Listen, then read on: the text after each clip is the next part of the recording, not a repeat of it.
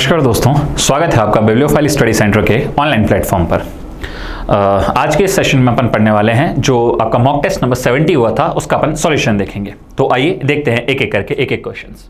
आओ, सबसे पहले अगर बात करें तो आज के जो हमारे मॉक टेस्ट का पहला क्वेश्चन वो ये है कि आदर्श गैसों के किसी मिश्रण का कुल दाब मिश्रण में विद्यमान गैसों के आंशिक दाबों के योग के बराबर होता है।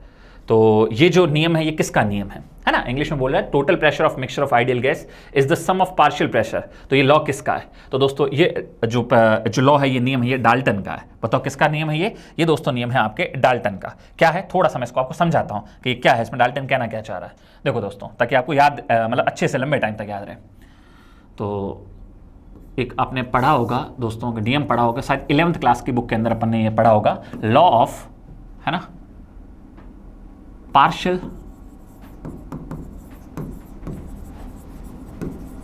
Pressure of gases.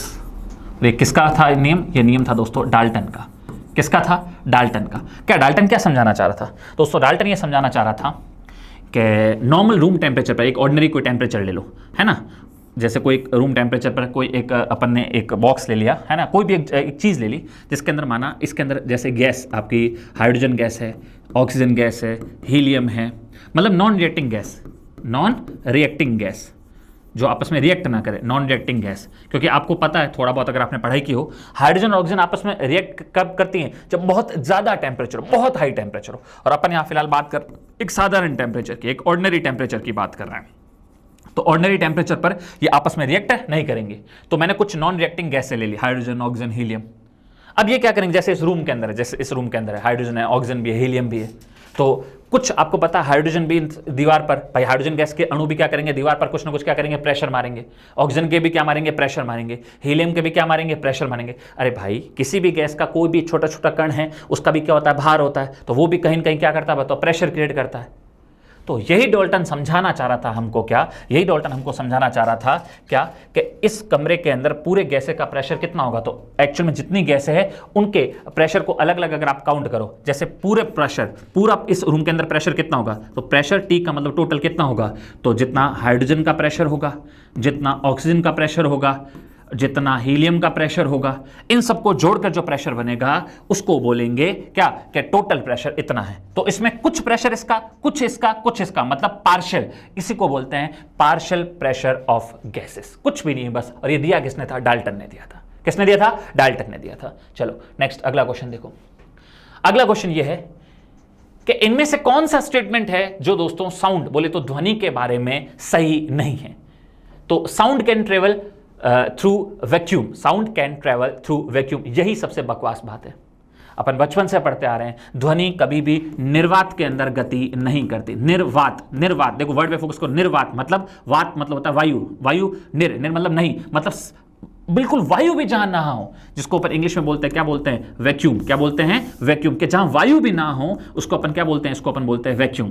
तो इतना तो अपन ने बच्चों ने पढ़ा ही है कि ध्वनि को आगे बढ़ने के लिए माध्यम की आवश्यकता होती है। अब छोटा सा एग्जाम्पल समझो, मैं यहां खड़ा हूं, सामने खाई है और कुछ दूर पर फिर जमीन शुरू हो रही है, तो क्या मैं यहां से वहां चला जाऊंगा? बिल्कुल नहीं। हाँ, लेकिन अगर बीच में कोई पट्टा रख दिया जाए तो उस पर पैर रख के चला जाऊंगा। तो मुझे यहां से वहां आगे बढ़ने के लिए बीच में माध्यम चाहिए। लेकिन अगर यही मैं पक्षी होता तो क्या मेरे को यहां से वहां आगे बढ़ने के लिए माध्यम चाहिए? बिल्कुल भी नहीं चाहिए। तो कुछ को आगे बढ़ने के लिए माध्यम चाहिए होता है, कुछ को आगे बढ़ने के लिए माध्यम नहीं चाहिए होता है। साउंड सेम वैसी है। साउंड कहती है भाई मेरे को तो आगे बढ़ने के लिए कुछ ना कुछ चाहिए, उसी को कैरी करके पकड़ के मैं आगे जाऊं। तो वैक्यूम में तो कुछ होता ही नहीं है, तो साउंड कभी वैक्यूम में ट्रैवल करती ही नहीं है। तो यही सबसे बकवास स्टेटमेंट था, बाकी कुछ देखने की ही जरूरत नहीं है। तो ये स्टेटमेंट सबसे क्या था बताओ? गलत स्टेटमेंट था। साउंड कभी भी वैक्यूम के अंदर ट्रैवल नहीं करती है। ये आंसर हो जाएगा इसका। ठीक है, नेक्स्ट अगला देखो। इनमें से कौन सी एशिया की सबसे बड़ी मीठे पानी की गोखुर झील है? अब यहां ध्यान रखना है, मोस्ट इंपॉर्टेंट क्वेश्चन की लैंग्वेज को पढ़ना है। इसने सिर्फ ये नहीं बोला कि एशिया की सबसे बड़ी मीठे पानी की झील कौन सी है, इसने ये बोला है कि एशिया की सबसे बड़ी मीठे पानी की गोखुर झील कौन सी है। अब सर क्या समझ में नहीं आ रहा? कुछ नहीं, एक्चुअली बोल रहा है कि देखो मीठे पानी का मतलब ऐसा नहीं होता कि अंदर कोई शरबत या रूह अफ़ज़ा वगैरह इस तरह से डाल रखी हो, चीनी डाल रखी हो। मीठे पानी मतलब वो पानी जो हमारा पीने योग्य हो, जिसमें लवणता की मात्रा क्या हो, कम हो, ऐसे पानी को अपन क्या बोलते हैं? मीठा पानी। बस इतना आप याद रखो। दूसरा दूसरा दूसरा ये बोल रहा है वो जो झील होनी चाहिए, जो मीठे पानी की झील है, वो शेप में कैसी होनी चाहिए, ऐसा हो जैसे गाय या बैल का क्या हो, पंजा हो, है ना। तो बैल को इंग्लिश में क्या बोलते हैं, ऑक्स, और उसका जो पंजा होता है नीचे का जो खुर होता है उसको क्या बोलते हैं, बॉ, है ना। तो ऑक्स गाय या बैल, तो अपन ने क्या ले दिया, गो, और बॉ उसका जो नीचे का पैर का जो पंजा होता है उसको क्या बोलते हैं, खुर। तो इस शेप को क्या बोलते हैं, गोखुर। गोखुर कैसी शेप होती है, इस तरीके से, ये शेप कैसी होती है, गोखुर। या ये शेप कैसी होती है, गोखुर। या ये शेप कैसी, मतलब एक तरफ से खुला, ये कैसी शेप होती है, गोखुर। तो इस शेप के अंदर अगर कोई झील हो तो ऐसी झील को अपन क्या बोलते हैं, ऑक्सबो लेक। तो शेप में होनी चाहिए ऑक्सबो और मीठा पानी होना चाहिए। उस हिसाब से एशिया की जितनी भी झीलें, उनमें सबसे बड़ी जो झील है दोस्तों वो है आपकी कंवर झील। कौन सी झील है, कंवर झील है, और ये है दोस्तों आपके बिहार के बेगूसराय में। तो कौन से राज्य के अंदर है दोस्तों, ये कंवर झील बिहार के अंदर है। ये ग्राम से साइड भी है, ठीक है। तो ये होगी आपकी बिहार की होगी, कंवर झील होगी। डन। नेक्स्ट अगला क्वेश्चन देखो, भारत के उत्तरी मैदान में, है ना, कौन सी टाइप की मिट्टी देखने को मिलेगी। बहुत इजी सा क्वेश्चन पूछ लिया। भारत के उत्तरी मैदान का निर्माण किससे हुआ है, नदियों से। और नदियों का जो जल होता है वो अपने साथ कौन सी मिट्टी लाता है, बहुत ही उपजाऊ जलोढ़ मिट्टी। बोलो, नदियों का जल पे फोकस करना, जल से क्या बना, जलोढ़। तो याद रखना, नदियों के जल में कौन सी मिट्टी होती है जो अपने आसपास बिछाई जाती है, बताओ, तो वो है आपकी जलोढ़ मिट्टी। तो उत्तर के विशाल मैदान का निर्माण किससे हुआ है, जलोढ़ मिट्टी से, एलुवियल सॉइल से हुआ है। और इसका साइंटिफिक नेम के हिसाब से इसको एल्फी सॉइल भी बोलते हैं। क्या बोलते हैं इसको एल्फी सॉइल बोलते हैं। Is it okay, done. Next आगे देखो, अगला क्वेश्चन, सूरत को इसमें से किस सिटी के नाम से भी जाना जाता है। तो अपन जानते हैं सूरत में हीरो की पॉलिश वगैरह बहुत शानदार तरीके से बहुत बड़े पैमाने पर की जाती है। बिजनेस ही बहुत ज़्यादा सूरत में डायमंड वगैरह का होता है। तो सूरत को क्या कहते हैं, डायमंड सिटी भी कहते हैं। क्या कहते हैं सूरत को दोस्तों डायमंड सिटी भी कहते हैं। साथ में एक शहर और याद रखना दोस्तों, जो भी एग्जाम में पूछा जा सकता है, हैदराबाद को भी याद रखना डायमंड सिटी कहते हैं। किसको, हैदराबाद को भी याद रखना डायमंड सिटी कहते हैं। कई बार सूरत ऑप्शन में ना हो तो हैदराबाद आ जाए, तो हैदराबाद को भी याद रखना क्या कहते हैं दोस्तों, डायमंड सिटी कहते हैं। क्लियर है। डायमंड से बेस्ट मैं बोलूंगा पर्ल सिटी बोलो, मोतियों का शहर, नॉट हीरो का।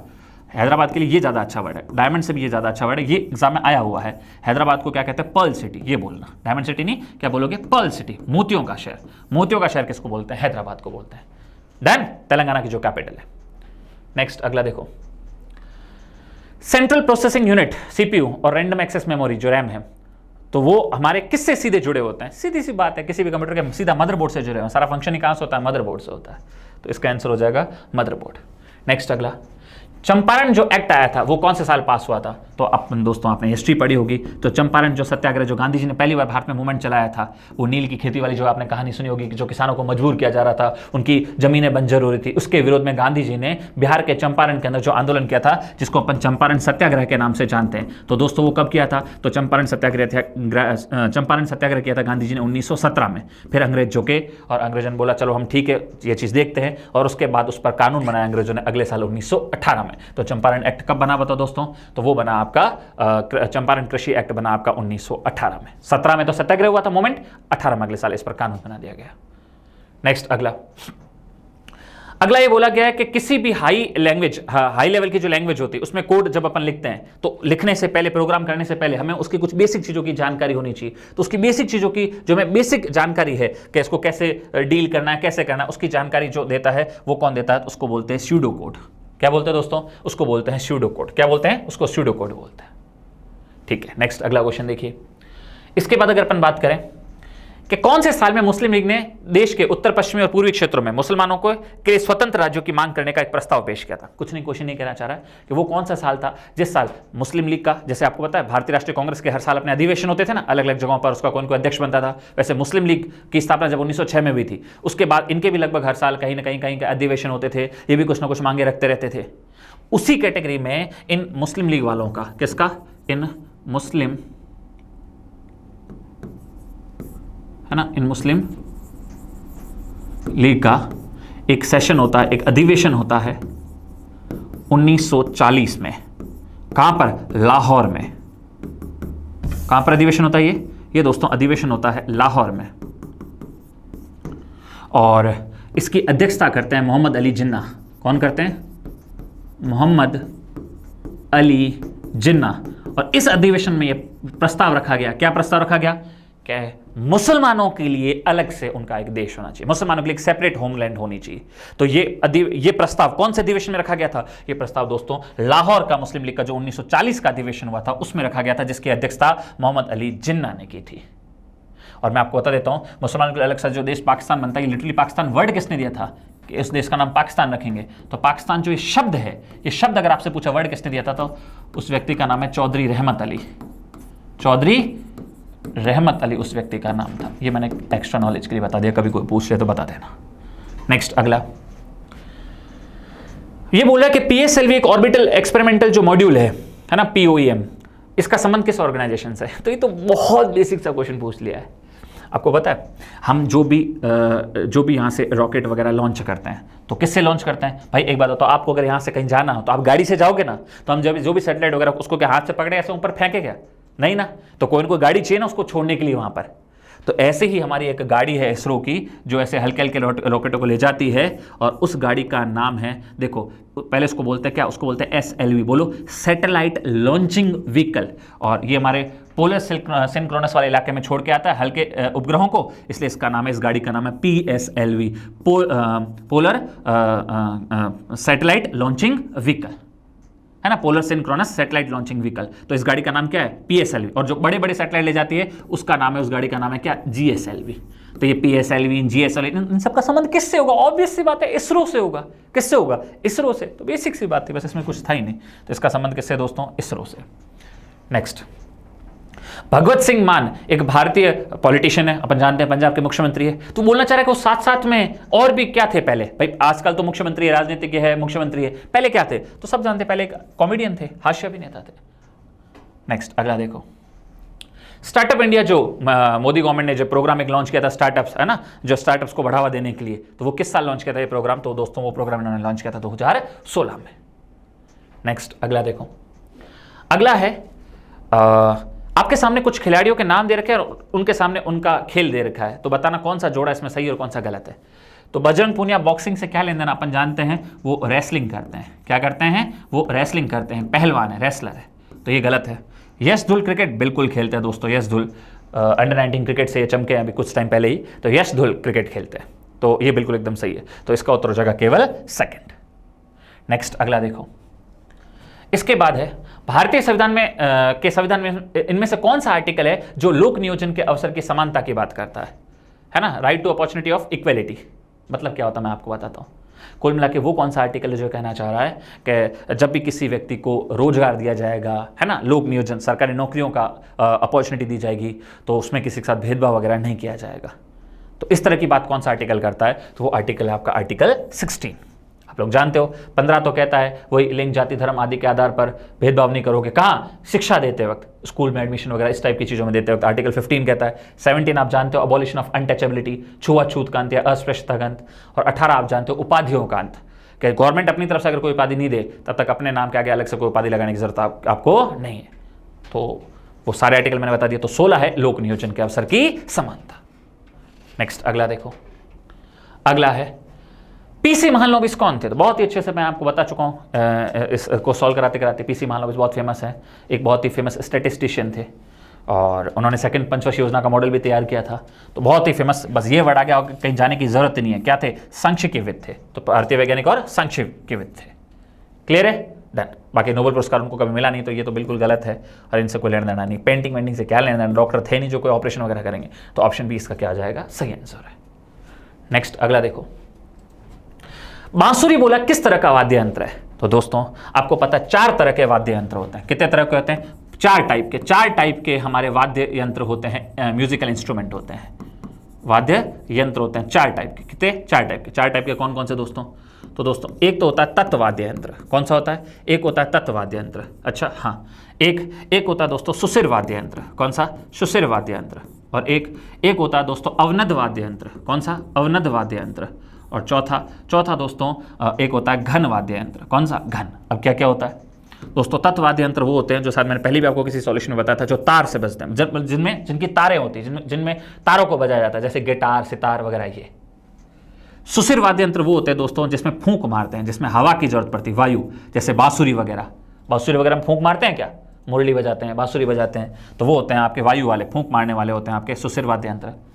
अवनद वो वाद्य यंत्र होते हैं जिसमें किसी भी वाद्य यंत्र का कवर चमड़े से बना होता है, जो चमड़े से कवर किए जाते हैं। तो आपके जो देखा होगा ढोल, नगारे, है ना, आपने देखा होगा इसमें क्या होता है, ऊपर की तरफ चमड़ा ही तो होता है, तो वो अवनद है। अवनद मतलब एकदम बैरियर है, ऊपर रोक दिया किससे, चमड़े से। तो चमड़े वाले कौन से होते हैं, अवनद। और घन, घन ऐसे बोला मन में, घन घन घन कब बजेंगे, जब कोई भी मेटल की चीज़ों को आपस में पीटोगे या किसी मेटल की चीज़ पर चोट करोगे। जैसे अपन स्कूल में पढ़ते थे तो बैल बजाता था ना, जो भी आपका पियोन था तो वो बैल बजाई। कोई भी या किसी भी तरह का ऐसा वाद्य यंत्र जिसमें मेटल है और मेटल को टकरा कर बजाया जाता है तो वो होता है आपका कौन सा, घन वाद्य यंत्र, जिसमें हम किसी धातु को क्या करते हैं, मेटल को क्या करते हैं, टकराते हैं। तो वो जो वाद्य यंत्र होते हैं दोस्तों वो होते हैं घन वाद्य यंत्र। अब क्वेश्चन क्या पूछा, बांसुरी। बांसुरी में तो फूंक मारते हैं, तो दिखती सी बात है, फूंक मारना मतलब सुशिर वाद्य यंत्र होगा। तो इसका आंसर क्या हो जाएगा दोस्तों, सुशिर वाद्य यंत्र। क्लियर है? तो मैं उम्मीद करता हूं आपको अच्छे से समझ में आ गया होगा। आओ देखते हैं नेक्स्ट क्वेश्चन।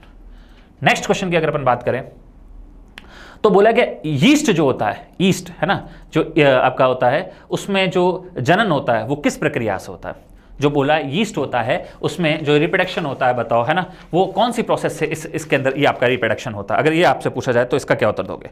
तो दोस्तों इसका उत्तर होगा आपका बडिंग। क्या उत्तर होगा, इसका उत्तर होगा बताओ बडिंग। देखो क्या होता है, मैं आपको बताता हूँ। जो यीस्ट होता है ना, जो क्या होता है बताओ दोस्तों, यीस्ट होता है।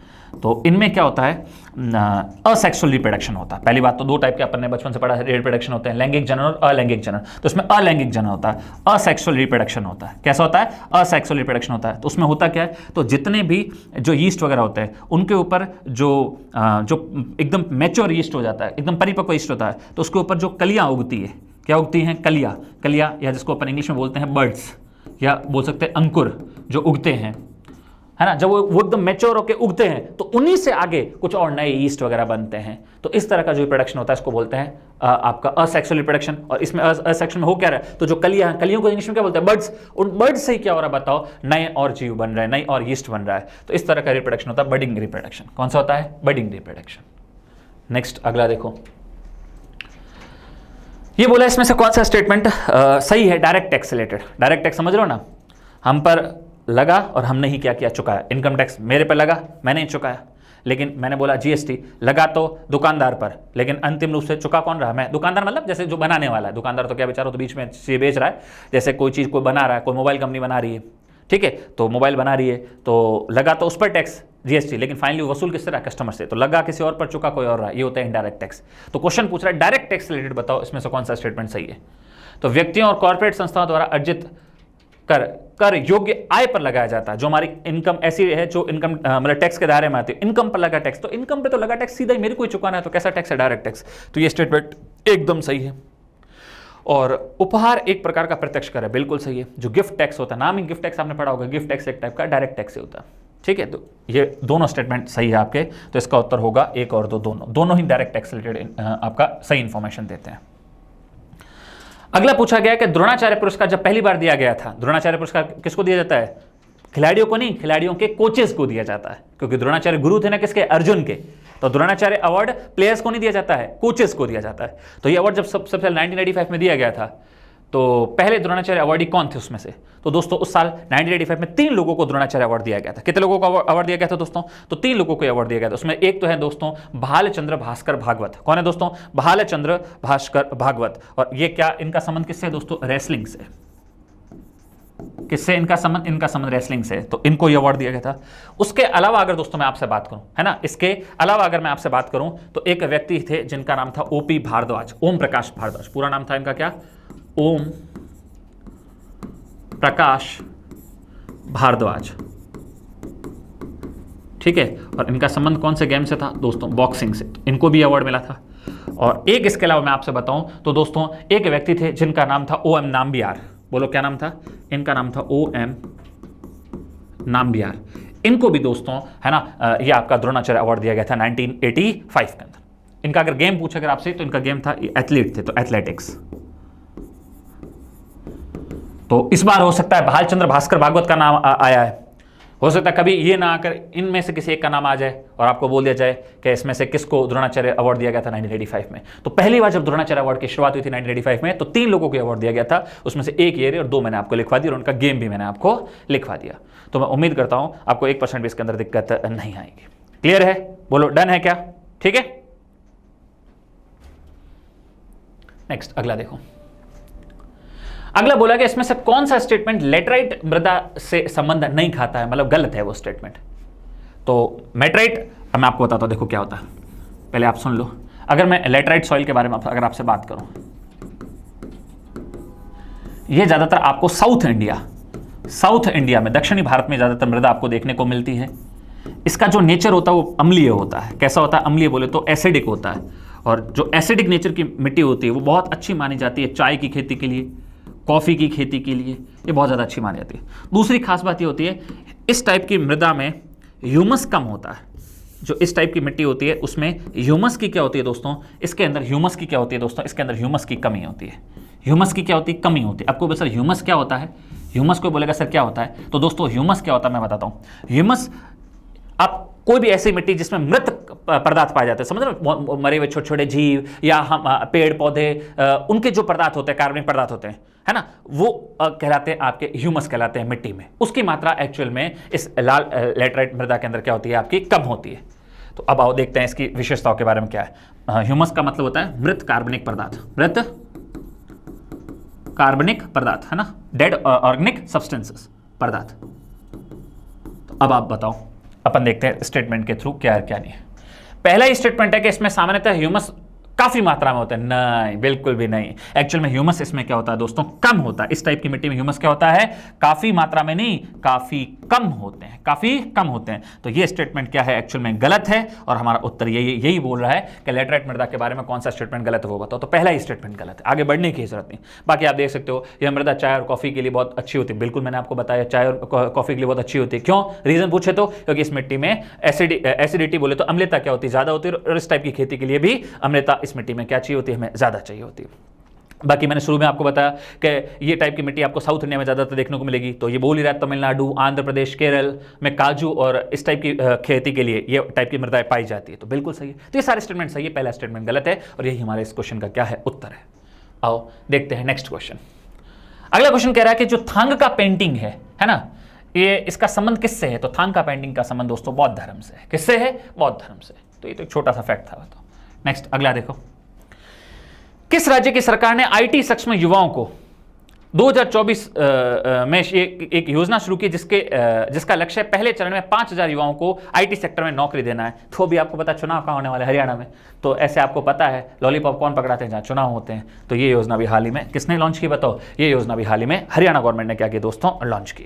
क्लियर है? तो मैं उम्मीद करता हूँ इसमें आपको दिक्कत आनी नहीं चाहिए। नेक्स्ट आगे देखो, अगला है कि भी हाल ही में जो अपर्णा का जो निधन हुआ है उनका संबंध बताओ किस इवेंट, मतलब किस चीज से, वो किस चीज से बिलोंग करती थी? तो दोस्तों ये एक फेमस अभिनेत्री रही है। क्या रही थी बताओ? एक फेमस एक्ट्रेस थी। तो एक छोटू सा फैक्ट है। नेक्स्ट अगला क्वेश्चन देखो, अगला क्वेश्चन है विकलांग छात्रों के लिए पूर्वी भारत का पहला विश्वविद्यालय किस शहर में खोला जाएगा? तो ये मैं बता देता हूँ, वही अभी चुनाव कहाँ होने वाले हैं, झारखंड में, झारखंड की राजधानी रांची। तो रांची के अंदर दोस्तों खोला जाएगा विकलांग छात्रों के लिए यूनिवर्सिटी। नेक्स्ट अगले अगर अपन बात करें आखिरी, थॉमस मुले ने यूरो 2024 के समापन के बाद अंतरराष्ट्रीय फुटबॉल से क्या ले लिया? यूरो क्या होता है? यूरो कप होता है, यूरो कप। ठीक है, यूरो क्या होता है? तो यहां पे भी बोलो यूरो कप। तो यूरो कप 2014 के समापन के बाद बोले मेरे को बस अब संन्यास लेना, अब अपन नहीं खेलेंगे, है ना। तो वो किस देश से है? तो दोस्तों थॉमस मुले का संबंध एक्चुअली में जर्मनी से है। किससे है? जर्मनी से। तो दोस्तों ये आज का अपना इस मॉक टेस्ट का सॉल्यूशन कंप्लीट होता है। मिलते हैं अपन नेक्स्ट मॉक टेस्ट के सॉल्यूशन में। तब तक आप इसको अच्छे से पढ़िए। Thank you so much.